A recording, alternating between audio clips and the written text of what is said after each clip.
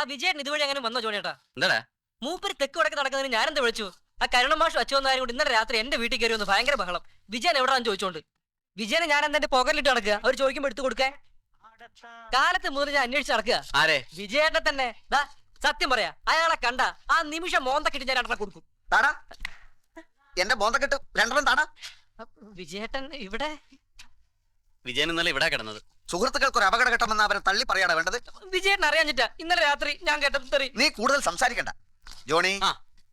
ചെയ്ത തെറ്റുകൾക്ക് അപ്പപ്പോ ശിക്ഷ കൊടുത്തു വിടുന്നതല്ലേ നല്ലത്? തീർച്ചയായിട്ടും അങ്ങനെയാണ് വേണ്ടത്. എങ്കിൽ ഇപ്പൊ തന്നെ ഇവൻ എന്റെ വീട്ടിൽ പോയി എന്റെ അച്ഛനും അമ്മായി അച്ഛനും അവിടെ തന്നെ ജീവനോട് ഇരിപ്പുണ്ടോ എന്ന് അറിഞ്ഞിട്ട് വരട്ടെ. എന്നിട്ട് വേണം എനിക്ക് എന്റെ അടുത്ത നീക്കങ്ങൾ പ്ലാൻ ചെയ്യാം. ഇതാണ് ശിക്ഷ. തൽക്കാലം അത്രയും മതി. ഞാൻ ആ ഏരിയയിലേക്ക് പോവില്ല. ശിക്ഷ വിധിച്ചു കഴിഞ്ഞാൽ പിന്നെ രക്ഷയില്ല സുഖു. അനുസരിക്കുന്നതാണ് നല്ലത്. എന്നിട്ട് വേണം എല്ലാരും കൂടെ എന്നെ അവിടെ ഇട്ട് പിന്നെയും കടിച്ചു കയറാൻ. നീ നേരെ വീട്ടിൽ ചെന്ന് അച്ഛനാരുണ്ടോ കരുണമാഷുണ്ടോ എന്ന് ചോദിക്കല്ലേ വേണ്ടത്. വേറെ എന്തെങ്കിലും തക്കതായ കാരണങ്ങൾ ഉണ്ടാക്കി വേണം ചെല്ലാൻ. എന്ത് കാരണം? ഭൂലോക കളനായ നിനക്കാണടാ കാരണം ഉണ്ടാക്കാൻ പ്രയാസം. ചെല്ലടാ. ഓടാ.